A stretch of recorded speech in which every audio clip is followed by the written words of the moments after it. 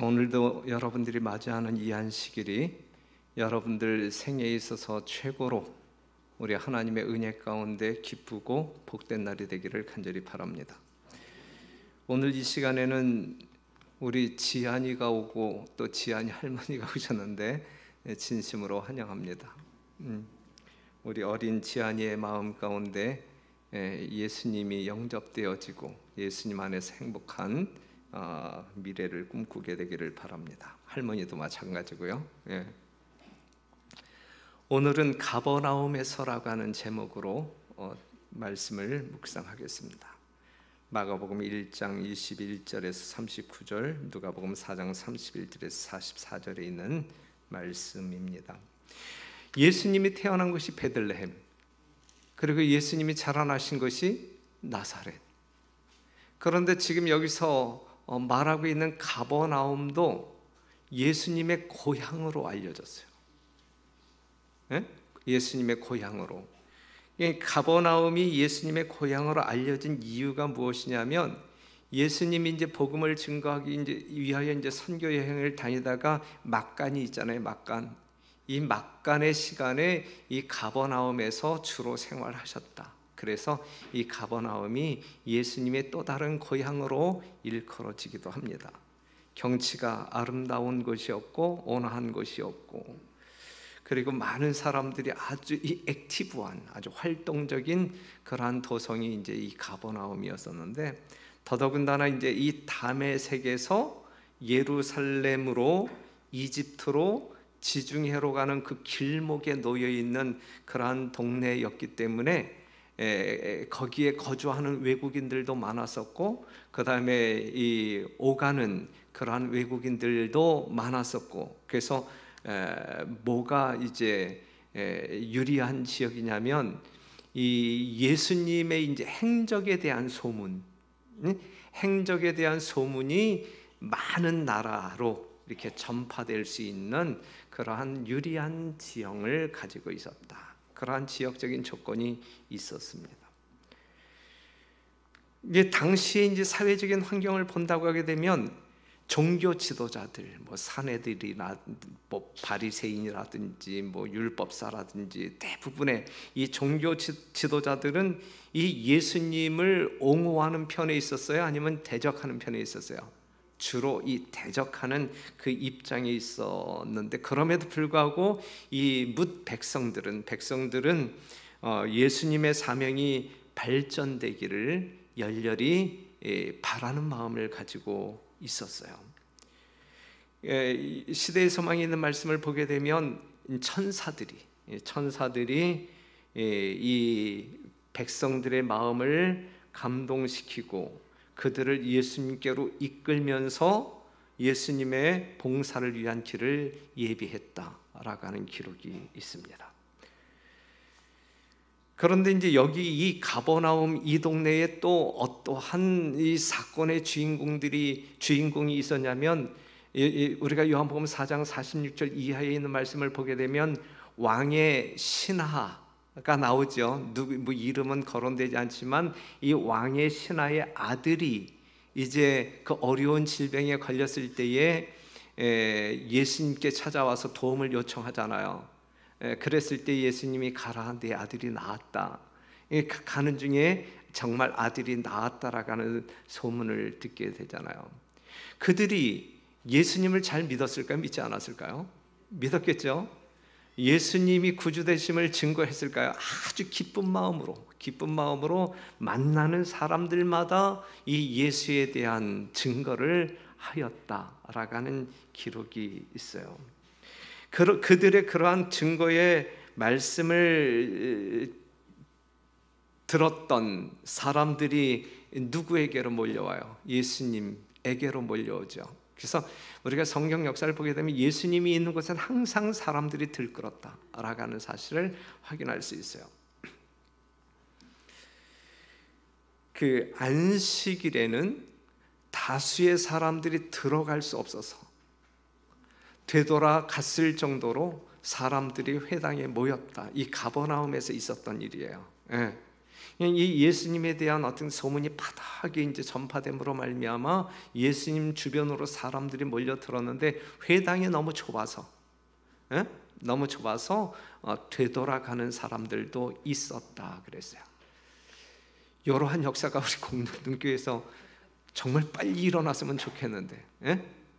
예, 그냥 꽉 차가지고 이 사이에도 그냥 저 의자를 쫙 놓고 앉아야 되고, 그럼에도 불구하고 또 늦게 오는 사람들은 앉을 자리가 없어서 2층에 가서 모니터를 통해서 이제 예배를 보고, 이 정도로 꾸역꾸역 모여들고 꽉 찼으면 좋겠다 생각이 되어지는데, 당시 이 가버나움 회당에서 예수님이 강론하실 때 그러한 일들이 있었다. 우리 공릉동교회도 우리 주님이 계시다라고 하는 어떤 그 소문을 우리가 퍼뜨린다고 하면, 우리가 경험하고 경험한 예수님을 퍼뜨린다고 하게 되면 그러한 역사가 오늘 이 시대에 일어나지 아니하란 법이 없잖아요. 그렇죠? 그렇기 때문에 우리의 심령 속에 살아 역사하시는 예수님이 여러분들 주변 모든 사람들에게 증거되어졌으면 좋겠습니다.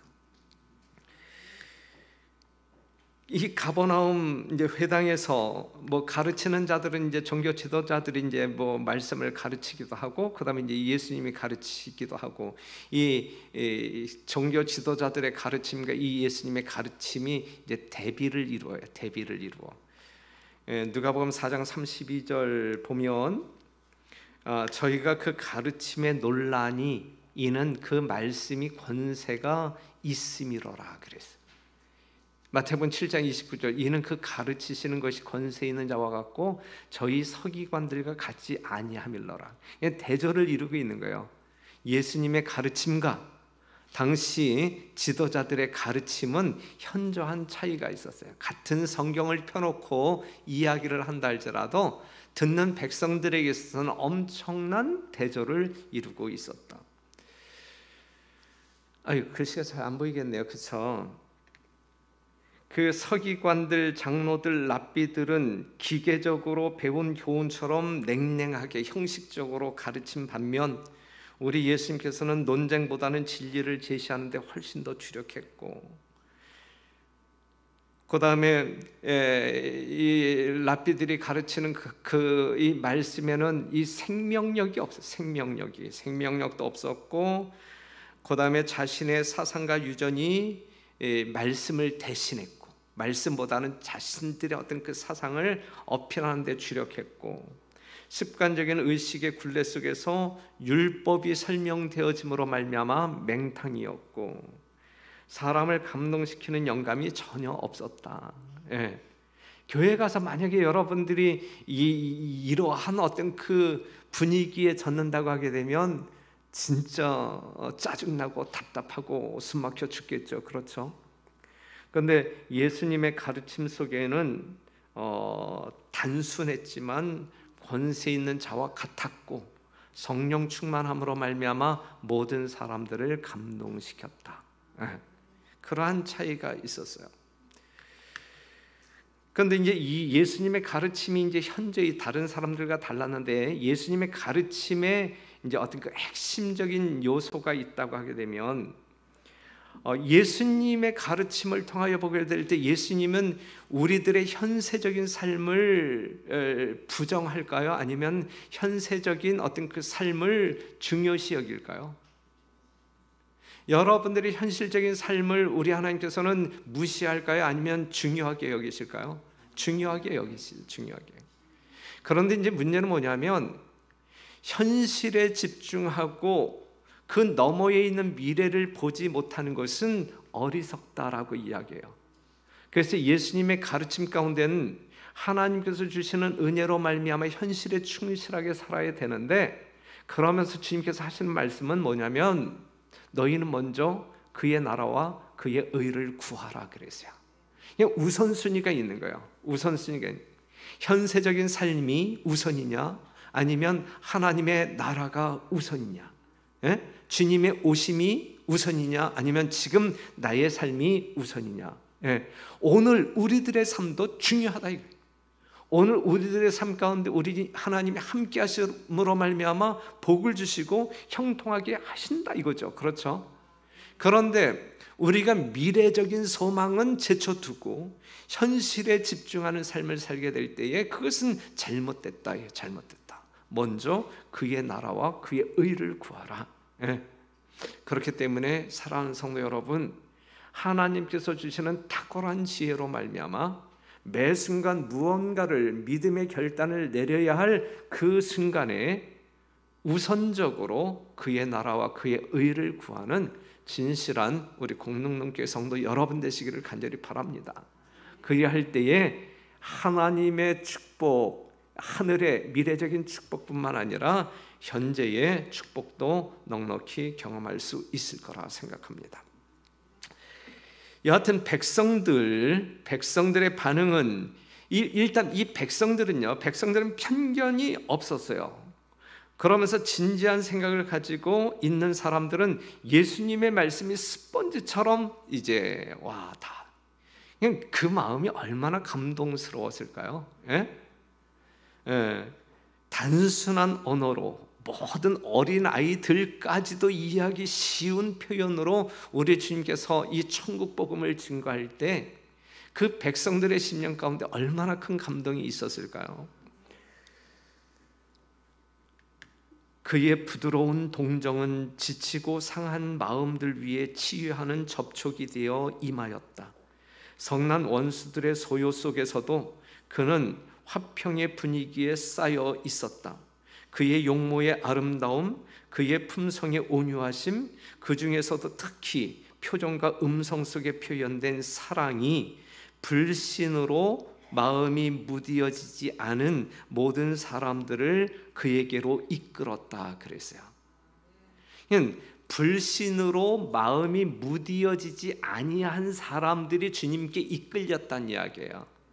그런데 여전히 무디어진 마음, 하나님의 말씀을 어떤 그 맹탕으로 여기는 아무런 감흥 없이 감동 없이 듣는 사람들은 죽었다 깨어나도 예수님께로 이끌림을 받을 수가 없는 거예요. 그렇죠?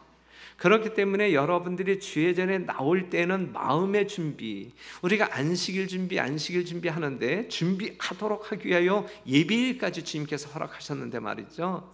무엇보다도 우리의 마음이 하나님의 모든 말씀을 받아들일 수 있는, 그리고 모든 사람들을 통하여 나타나는 하나님의 사랑을 또한 메시지를 받아들일 수 있는 아주 겸비한 심령의 준비가 안식일 준비의 우선적인 준비다라고 하는 사실을 꼭 기억하시길 바랍니다. 그러한 마음의 준비 없이 여러분들이 누군가를 시기하고 미워하는 마음은 여전히 있는데 목욕탕에 가서 아무리 때를 수십 번 베낀다 할지라도 그것이 안식일의 좋은 준비는 아니다. 마음의 준비가 우선 되어져야 된다라고 하는 사실을 꼭 기억하시고, 그러한 사람들의 심령이 주님께로 이끌린다라고 하는 사실이에요. 이 나사렛과 이 가버나움을 잠깐 비교한다고 하게 되면, 나사렛 땅에서 예수님이 복음을 증거하게 될 때에 유대인들을 대상으로 증거했어요. 그렇죠? 유대인들을 대상으로 증거했는데 예수님의 말씀을 들으면서 그들의 반응은 뭐였어요? 분노였어요? 아니면 감사와 감동이었어요? 분노였다. 분노. 결국은 예수님을 죽이려고 했었어요. 이 나사렛 사람들의 대부분의 반응이 그랬었어요. 그런데 이 가버나움, 외국인들도 많이 살고 있는 이 가버나움, 물론 그곳에서도 유대인들이 있었고 이방인들이 있었어요. 그런데 이 가버나움에서 예수님이 말씀을 가르칠 때는 다 놀라면서 기이하게 여기면서 예수님께 이끌렸다라고 하는 이 대비적인 그러한 반응들을 볼 수 있어요. 사랑하는 성도 여러분, 우리 공릉동 교회의 모습은 정말 하나님의 말씀이 여러분들 심령 가운데 충만히 적실 수 있는, 정말 감동으로 적실 수 있는 그러한 준비된 좋은 그러한 마음의 터전을 소유하게 되시기를 간절히 바랍니다. 예수님께서는 당신의 말씀을 듣는 자들의 변화하는 안색을 깊은 진실성을 가지고 주시하셨다. 그건 봐봐요. 예수님께서 말씀을 이렇게 증거하실 때 청중들과 이 아이 컨택을 해야 안 해요? 청중들의 표정을 이렇게 보면서 이제 설교를 하신단 말이에요. 근데 이제 청중들의 어떤 그 표정을 이렇게 보면서 설교하실 때에 정말 이 말씀을 받아들이고 있구나 이렇게 판단되어지면 예수님의 반응이 이제 어떠신지 한번 봐봐요. 흥미와 즐거움을 나타낸 얼굴들은 예수에게 큰 만족을 주었다. 만족을 주었다. 진리의 화살이 심령을 꿰뚫고 이기심의 방벽을 허물어 회개를 일으켜서 마침내 감사의 마음을 일으킬 때 구주께서는 기뻐하셨다. 정말 그러한 백성들을 기대하면서 하나님께서, 예수님께서 말씀을 증거하시잖아요.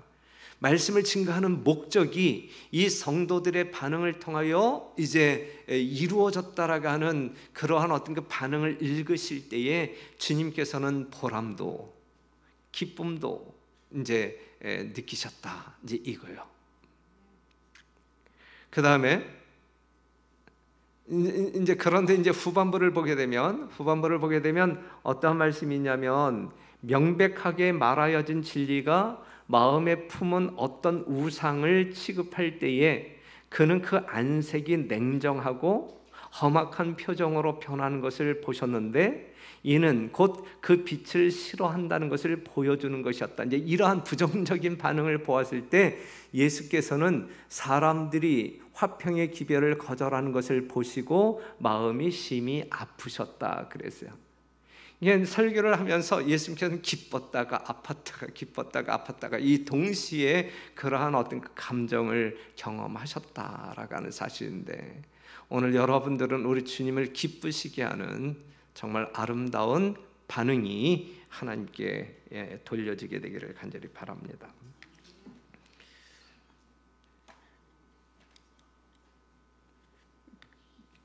이제 이 예수님이 이제 연락에 이제 아주 열정적으로 이제 백성들을 가르치고 있을 때 갑자기 누가 뛰어들어오면 미친 사람이 뛰어들어, 귀신 들린 자가 뛰어들어와요. 귀신 들린 자가. 요건 누가 보냈을 것 같아요? 성령께서 이 귀신 들린 자를 보내서 예수님에게 고침을 받도록 역사하셨을까? 아니면 사단이 이 귀신 들린 자를 보냄으로 말미암아 예수님에게 집중되어진 백성들의 시선을 흐트러 놓았을까? 어떠한 이유 때문에 일어난 사건이라고 생각되어져요. 후자겠죠. 예? 예, 후자. 예. 사단이 투입했다 그래서 사단이 투입했다. 이 백성들 아주 열광적으로 예수님의 말씀을 들음으로 말미암아 그것을 시샘하는 그 시선을 이제 다른 데로 흐트러 놓음으로 말미암아 예수님의 생명의 말씀을 듣지 못하도록 사단이 이 귀신 들린 자를 투입했다. 그래서 투입했다. 마가복음 1장 24절에 있는 말씀, 나사렛 예수여, 우리가 당신과 무슨 상관이 있나이까? 우리를 멸하러 왔나이까? 나는 당신이 누구인 줄 아노니 하나님의 거룩한 자니이다. 예수께서 꾸짖어 가라사대 잠잠하고 그 사람에게서 나오라 하시니 더러운 귀신이 그 사람으로 경련을 일으키게 하고 큰 소리를 지르며 나오는지라. 그렇게 뛰어들어온 귀신 들린 자가 이 예수님의 은혜로, 예수님의 명령으로 말미암아 고침을 받았다라고 하는 이야기가 이 가버나움 봉사에서 나타나고 있어요.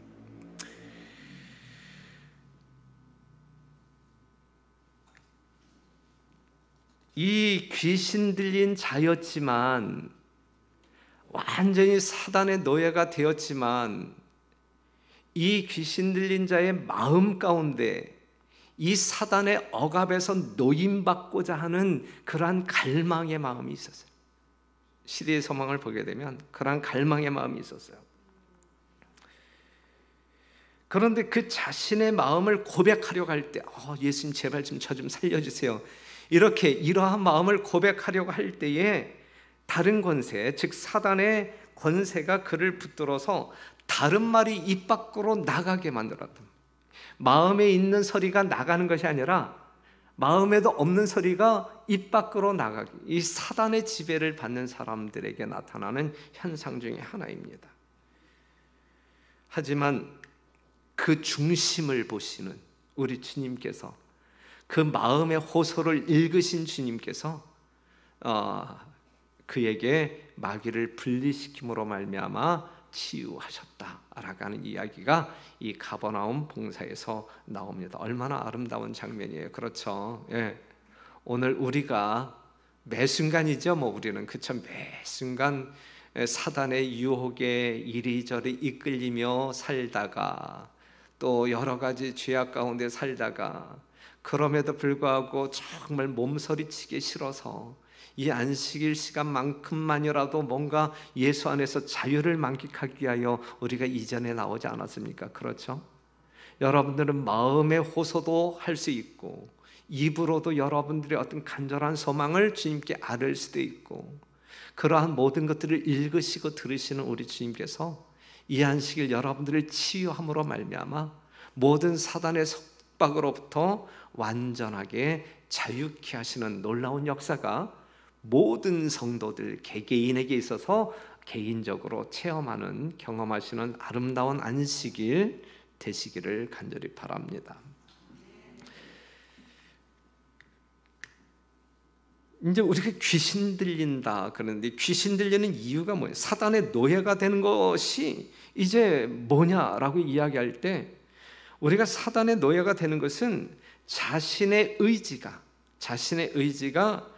사단의 유혹을 그냥 허락한 증거이다.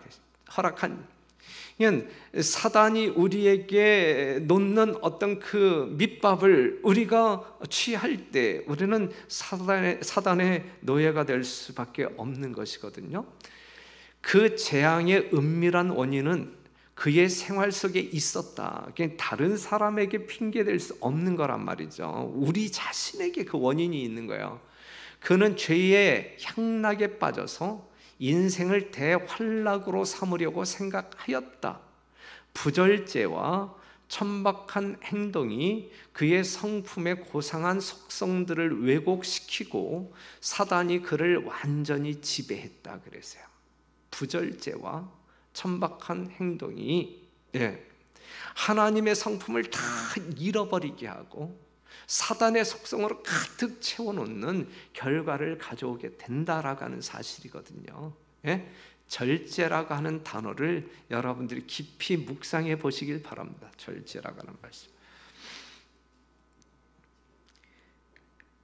처음에는 아주 매력적이고 멋있는 모습으로 시작하지만 사단의 유혹이 일단 어느 단계를 넘어서면 사단의 수중에 우리가 들어가면 참혹하리만큼 잔인한 모습으로 변질되어 간다라고 하는 사실을 이 선악의 대쟁적인 국면 그것이 팽배하게 왕성하게 일어나고 있는 현 시대에 우리는 경험할 수 있어요. 그렇기 때문에 사단의 작은 유혹이라 할지라도 가볍게 여길 때 우리는 큰 위험 가운데 빠진다라고 하는 사실. 사단이 맨 처음에 여러분들을 아주 달콤하게 접근하지만 여러분들이 어느 정도로 장악되었다 싶으면 여러분들을 갖고 논다고요. 아주 참혹하게 아주 잔인하게 갖고 논다고요. 헤어나오고 싶어도 헤어나올 수가 없단 말이에요. 그렇죠? 술, 담배에 중독되는 사람들이 어때요? 맨 처음에 정말 폼잡기 위하여 시작하지만 하지만 결국은 헤어나오지 못하잖아요. 헤어나오지 못해.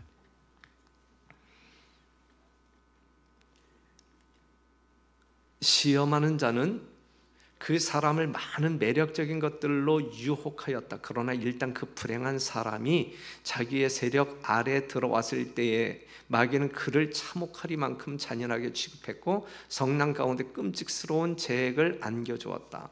악에 굴복하는 자는 모두 이와 같이 될 것이다.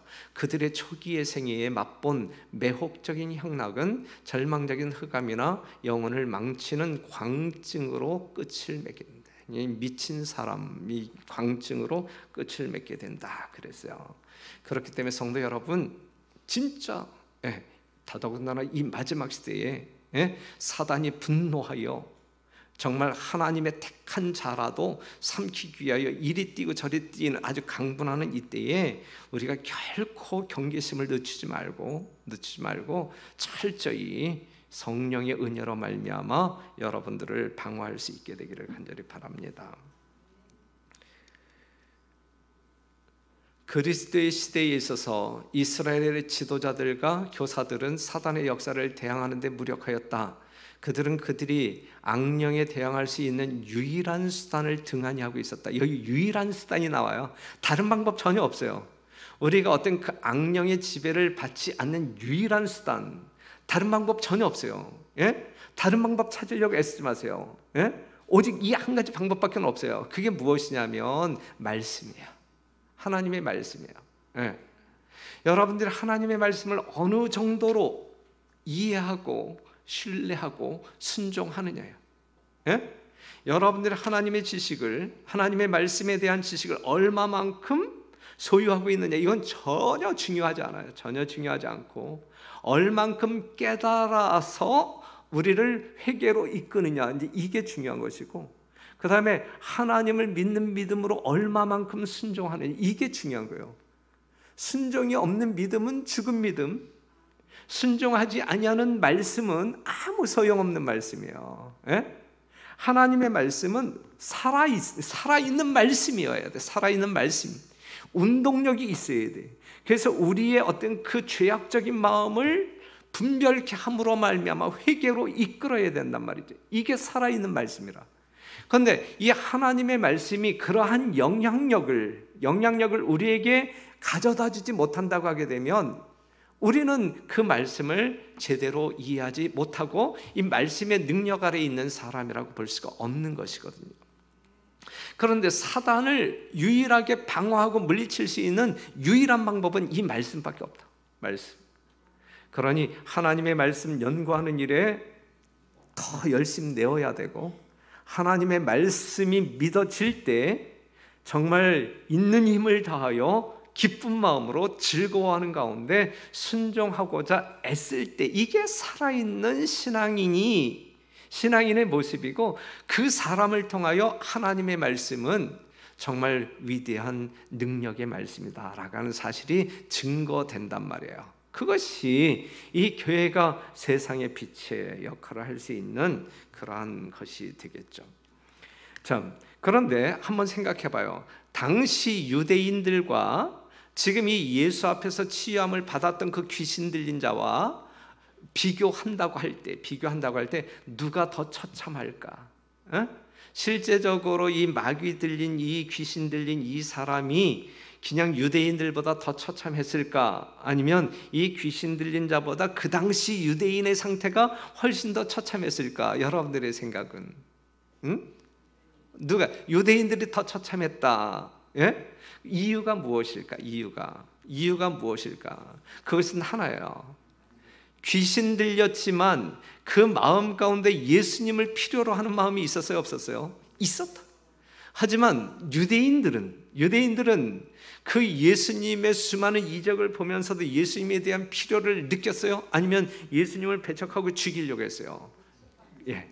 그렇기 때문에 유대인들의 상태가 이 귀신 들린 자보다 훨씬 더 처참한 지경에 있었다. 예.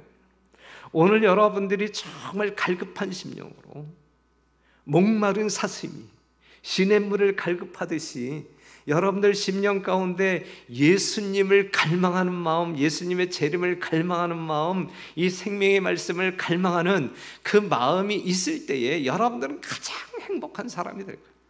가장 위대한 사람이 될 거고, 가장 큰 능력자가 될 거예요. 하지만 굳이 내가 예수님을 믿어야 할 필요가 있나? 굳이 내가 성경 말씀을 연구해야 할 이유가 있나? 지금 가지고 있는 것으로도 넉넉하지 아니할까? 만약에 이러한 삶을 산다고 하게 되면 여러분들은 참으로 불쌍하기 짝이 없는, 여러분들의 운명이 언제 어떻게 될지 모르는 그러한 위기 상황 가운데 놓일 수 있다라는 사실을 기억하시고, 우리가 깊이 주님을 사모하는 그 필요성 속에 살게 되기를 간절히 바랍니다. 마귀에게 붙잡히지 말고 말씀에 사로잡히는, 살아있는 하나님의 말씀에 사로잡히는 여러분과 제가 되기를 간절히 바랍니다. 의와 죄 사이에 있을 마지막 대쟁투에 있어서 이제 우리 시대를 이야기하고 있는 거예요. 마지막 대쟁투에 있어서도 이러할 것이다. 새로운 생명과 빛과 능력이 하늘에서부터 그리스도의 제자들에게 내려오는 반면에 한 새로운 생명이 밑으로부터 솟아 올라와서 사단의 대리자들에게 활기를 준다. 땅에서 올라오는 기별이 있고 위에서 내려오는 기별이 있단 말이에요. 그냥 대조적으로 이제 말씀하고 있는 거예요. 모든 세상의 요소들이 점점 더 맹렬하게 활동하고 있다. 오랜 세기 동안의 쟁투에서 얻은 교활함을 가지고 악의 임금은 변장한 채 활동한다. 그가 광명한 천사로 가장하여 나타남으로 많은 사람들이 미혹하게 하는 영과 귀신의 가르침을 쫓을 것이다. 그래서 쫓을 것이다. 예언이에요. 예언. 우리 중에서는 한 사람도 그러한 사람이 있어서는 아니 될 것이다. 그래서 우리가 진짜 이 거짓 선지자와 참 선지자를 분별할 수 있는 그러한 어떤 그 기준을 가지고 있어야 돼요. 하나님의 말씀에 기초하지 아니한 모든 행동들은 우리가 믿고 따라가서는 안 돼요. 하나님의 말씀, 정통한 하나님의 말씀에 근거하여 어떠한 주장이 나오든 어떠한 이적적인 능력이 나오든 그것은 믿을 수 있지만 말씀에 근거하지 아니한, 하지만 뭔가 그리스도인 같은, 그리스도적인 것 같은 어떠한 것은 상당히 위험한 거예요. 그래서 우리가 분별할 수 있어야 됩니다. 그러나 그 마음속에 말없는 호소는 들려졌다. 필요를 느끼는 영혼이 외치는 소리는 그것이 비록 말로 표현되지 못했을지라도 무시되지 않을 것이다 그랬는데 상당히 아름다운 말씀이죠. 요게 이제 그 귀신 들린 자의 이 마음속에서 이제 나온 어떤 그 호소, 그것을 보시고 들으신 주님께서 그를 치유하셨다라는 이야기예요. 그냥 한번 생각해 보세요. 필요를 느끼는 영혼이 외치는 소리는 그것이 비록 말로 표현되지 못했을지라도 무시되지 않을 것이다. 이것이 여러분들을 지켜보시고 보호하시는 하나님의 속성이란 말이에요. 하나님께서 여러분들을 돌보실 때 이런 식으로 돌보신단 말이에요. 그러니 이러한 주님과 동행하는 여러분들 심령 가운데 세상적인 어떠한 것들로 인하여 두려워하지 말게 되시길 바라고, 어떠한 염려가 여러분들을 짓눌러 억누르지 않게 되기를 바라고, 하나님께서 나와 동행하신다, 하나님께서 보내신 천사들이 나를 지켜 보호하신다에 대한 분명한 믿음이 있으실 때에 하늘의 평안을 누리게 되시길 바랍니다. 우리 주님께서 주시는 평안은 그 평안이에요. 여러분들이 믿어질 때에 경험할 수 있는 그 평안, 우리 주님께서는 그러한 평안을 여러분들에게 주기를 원한단 말이에요. 그렇기 때문에 세상이 주는 평안과는 우리 주님께서 주는 평안이 다르단 말이에요. 여러분들은 세상 가운데서 뭔가 여러분들 소기의 목적이 달성되어질 때 뭔가 어떤 그 행복감에 빠지고 뭐 평안함을 누릴 수 있지만, 우리 하나님께서 주시는 평안은 진짜 하나님에 대한 신뢰심으로 말미암아 이르러 오는, 세상에 아무리 악조건적인 환경이거나 두렵게 하는 어떤 그 무력이 우리 앞을 가로막는다 할지라도 내 심령 가운데 정말 주변 사람들이 결코 이해할 수 없는 평안이 경험되어질 수 있는 것이거든요. 우리 주님께서 주시는 평안은 그러한 평안이란 말이에요.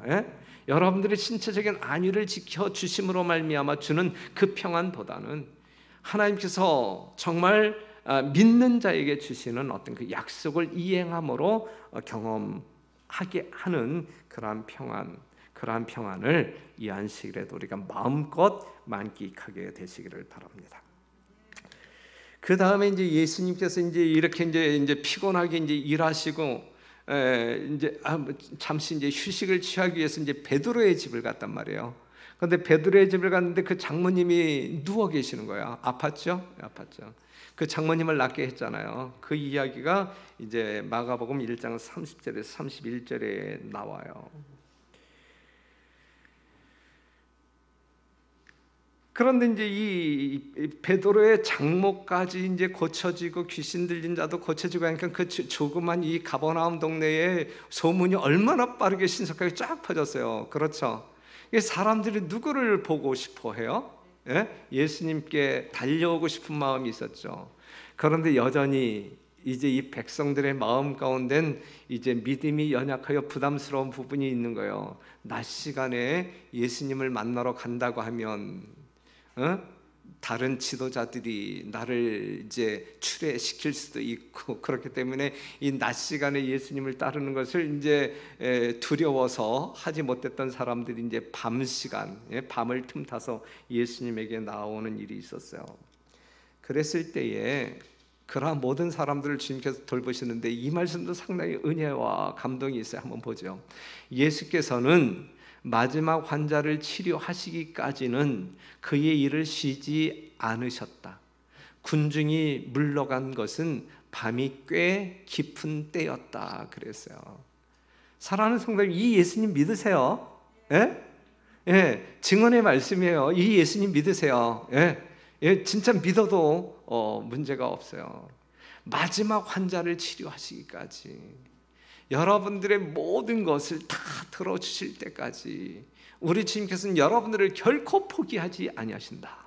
포기하지 아니하신다. 그렇기 때문에 주저함없이 예수님 앞에 나와 예수님과 신나게 친구처럼 이야기함으로 말미암아, 넋두리함으로 말미암아 여러분들의 어떤 필요를 공급받는 믿음 있는 주의 종들이 되기를 바랍니다. 그런데 여기 있는 말씀을 보게 되면 군중들이 물러간 것은 밤이 꽤 깊은 때였다 그랬어요. 예수님이 주무실 시간도 그렇게 많지 않아. 그런데 이제 우리가 또 이제 이어서 생각해 보아야 할 주제가 뭐냐면 예수님의 기도 생활이라며요.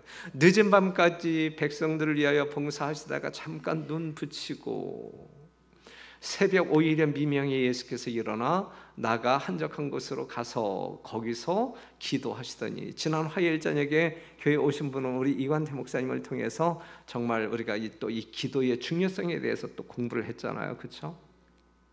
이 이야기도 우리가 지난번에 살펴보았고, 예수의 지상생애의 나날은 이렇게 보내어졌다. 그는 가끔 제자들을 해산시켜서 그들의 가정을 방문하게 하여 쉬게 하셨다. 그러나 그들이 예수를 그의 활동에서 떠나시도록 하려 할 때에는 이를 조용히 물리치셨다 그랬어요. 이 상황 이해가 되시나요? 예수님께서는 함께 봉사하는 다른 제자들 피곤하니까 야야 너 휴가 줄 테니까 집에 가서 좀 며칠 쉬다 와, 이렇게 쉴 시간을 제공하셨단 말이에요. 그랬을 때 제자들은 우리보다 더 힘들게 봉사하시는 분이 누군데? 예수님인데, 예수님 우리가 쉬는 것도 좋지만 예수님 당신이 쉬어야 됩니다. 당신이 쉬어야 됩니다. 제발 좀 쉬라고 이렇게 했을 때에 예수님께서는 그것을 조용히 물리치셨다 그랬어요. 이게 예수님의 지상 생애였다라고 하는 사실. 그는 무지한 자들을 가르치시며 앓는 자를 고치시며 눈먼 자들을 보게 하시겠죠. 여하튼 이 땅에 있는 모든 사람들의 필요를 공급하시기 위하여 그렇게 사셨다. 예수님 하나님의 보좌를 버리고 이 땅에 인간으로 오셔서 영원히 인성을 취하신, 지금 하늘 지성소에도 이 땅에서 승천하신 그 이 육신을 입으신 우리를 위하여 그분께서 이렇게 사셨다. 그리고 그가 정말 하나님께 능력을 구하기 위하여, 교통하기 위하여 산의 성소를 향하여 길을 떠나셨다 그랬는데, 산의 성소, 아름다운 자연 속에서 하나님과 기도하는 것 참 좋아요. 여러분들도 지금 이렇게 애용하시기를 간절히 바랍니다.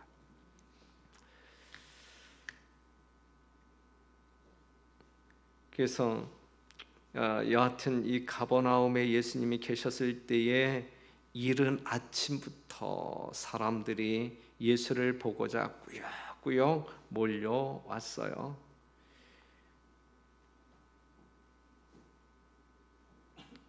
유대인의 어떤 그 저지 때문에 예수님에 대한 배척 때문에 소심했던 의기소침했던 제자들도 이제 이 가버나움 이 예수님의 봉사를 통하여 큰 힘을 얻는 놀라운 역사가 있었습니다. 마가복음 1장 38절에 있는 말씀 보면 이르시되 우리가 다른 가까운 마을들로 가자.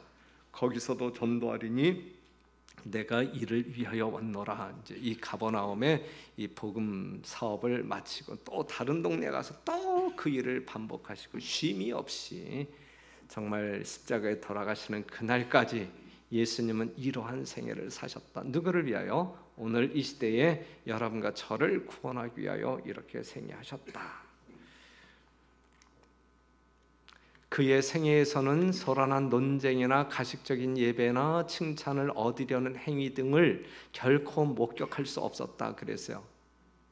우리들의 생애에서도 이랬으면 좋겠어요. 한번 보세요. 소란한 논쟁, 가식적인 예배, 칭찬을 얻으려는 행위. 오늘은 이 세 가지만 좀 생각하고 이 세 가지 중에 하나라도 여러분들 마음 가운데 있다고 하면 이 안식일 버리고자 단호히 결심하시는 거룩한 시간이 되기를 간절히 바랍니다. 예? 그리스도는 하나님 안에 감추어지셨으며 하나님은 당신의 아들의 품성 가운데 드러나셨다. 우리는 예수님 안에 숨고 우리의 모습 속에서 예수님의 품성만이 드러나는 삶을 살 때에 우리는 하나님과 이제 하나 되는 그러한 아름다운 신앙인의 삶을 살 수가 있는 것이죠. 의의 태양은 찬란하게 세상에 나타나서 그의 영광으로 감각들을 현혹시키지 않으셨다. 그리스도에 대하여 그의 나오심은 새벽빛같이 일정하니 일광은 조용하고 부드럽게 땅을 비추면서 어두움의 그림자를 흩어버리고 세상을 활기 있게 만든다. 그와 같이 의의 태양은 치료하는 광선을 가지고 떠오른다 그랬는데 이 안식일 의의 태양 대신 예수님이 여러분들 심령 가운데 떠올라 여러분들을 비추실 때에 모두가 정말 이 세상의 죄악적인 모든 질병으로부터 치유를 받는 아주 복된 안식일 되기를 간절히 바랍니다. 부디 예수님의 거룩한 은혜로 또 오늘을 승리하고 또 승리할 수 있는 내일을 기다리는 여러분과 제가 되기를 간절히 바라면서 말씀을 마치겠습니다.